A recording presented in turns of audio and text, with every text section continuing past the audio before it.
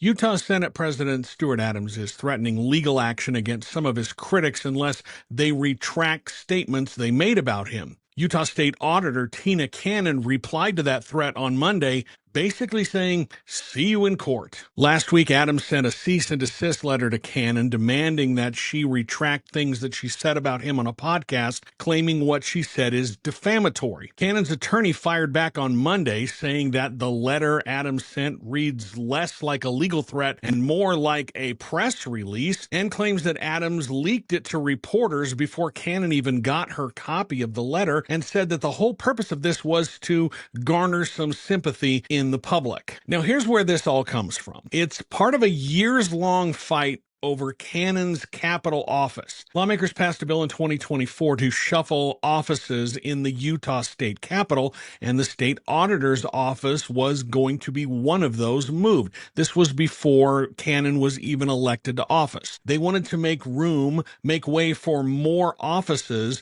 for Republicans in the legislature who are part-time employees. Cannon, as the state auditor, is a full-time employee. On that podcast, Cannon said that Adams controls the Capitol Preservation Board, the board that makes these decisions. Adams says that's flat out false, but the numbers say otherwise. I went back over all of the meetings going back to 2021, and records show that Adams has chaired more than half of the board's meetings since that time, and in some of those meetings, the lieutenant governor, who's actually supposed to run the meeting, was sitting right there, but Adams still was in charge. Adams also went after Cannon for something she said about Utah's child rape law. Now, you'll remember in 2023, his step-granddaughter, who was 18 years old at the time, was charged with 4 first-degree felonies after she had sex with a 13-year-old boy. In Utah, if you're under the age of 14, you can't consent to sex. After she was charged, Adams backed a change to Utah law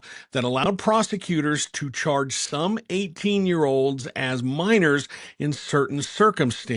Now, that law was not retroactive, and it didn't apply to the case, but the judge, the prosecutors, and the defense all pointed to it as a reason why Adams' granddaughter got a plea deal. Cannon's attorney says that instead of picking up the phone or requesting a one-on-one meeting, Adams, quote, chose the bully's route and accused him of using this fight to distract from something else, the fact that he lost his primary election back in June. Now, if Adams actually sues, Cannon's team says they're going to use Utah's anti-SLAPP law, which protects against frivolous lawsuits, to get it thrown out of court. They also said they would put Adams under oath to thoroughly question his claims about whether he suffered any damages and the role that his own actions might have played in that. If anything else happens with this story, I'll be sure to update you here, so make sure you're following.